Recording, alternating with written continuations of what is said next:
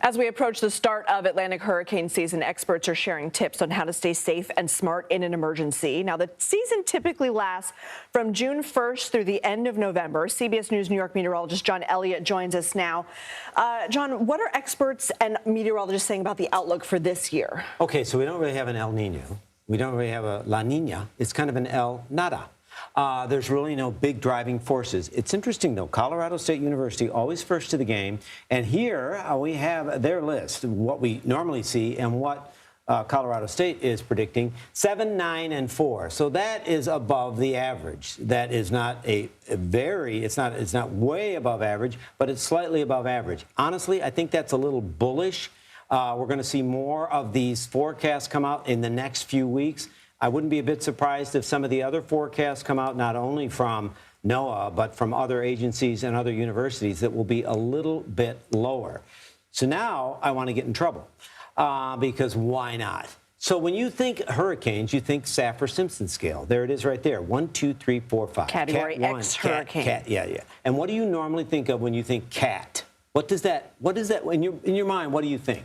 If it's a Cat 1 or a Cat 5, which one has more wind? Come on now. There was going to be a pop quiz. Oh, yeah. You think the bigger the number, the bigger the wind. Yeah. Absolutely. It corresponds. My contention is, and this is said, with real, academic inquiry, that I don't think we pay enough attention to what the water side of hurricanes are. Now, I know the Saffir-Simpson scale also breaks it out for storm surge, which is a key water element, and also types of damage. But I just have to share this because this is so raw and so fresh to me.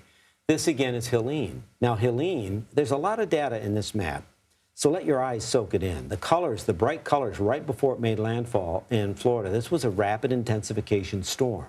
This is part of the problem with the warm Gulf waters. Surface Gulf temperatures were in the record territory, so these storms went from Cat 3 to Cat 5, boom, like that.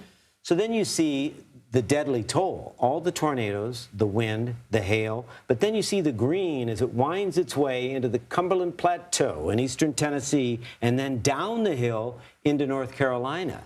It was not even a hurricane. It was not a hurricane. Here's the deal with tropical weather. Once named, always named, but by then it was just the remnants of. Killed over 200 people. And it was the flooding involved with this storm. And then another storm, now, so this is Milton.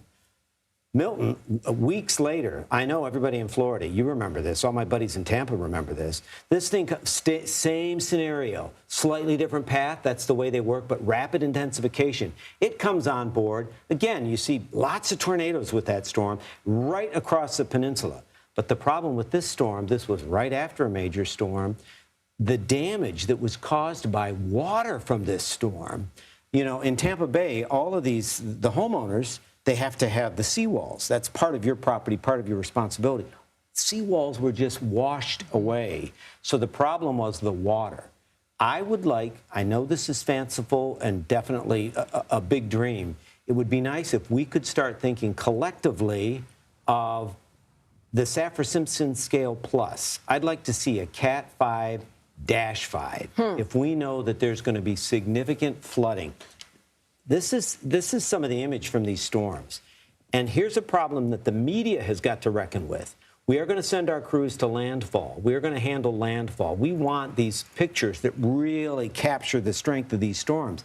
But what we forget is as these storms wind down, sometimes they create even more issues with water. So real quickly, there are things people can do right now. The main thing is know your risk and know what kind of danger you're in. Start thinking about supplies. Start thinking about a family plan and know what you're up against. And then if we all kind of put our heads together, maybe we can assess the risk a little bit better. You've given us a lot to think about, John Elliott. Elliott. I'm in trouble? Did I get in trouble with somebody? Maybe we'll call it the John Elliott scale if we get these changes. I don't want any of that, no. But think about water. Yeah. Thank you.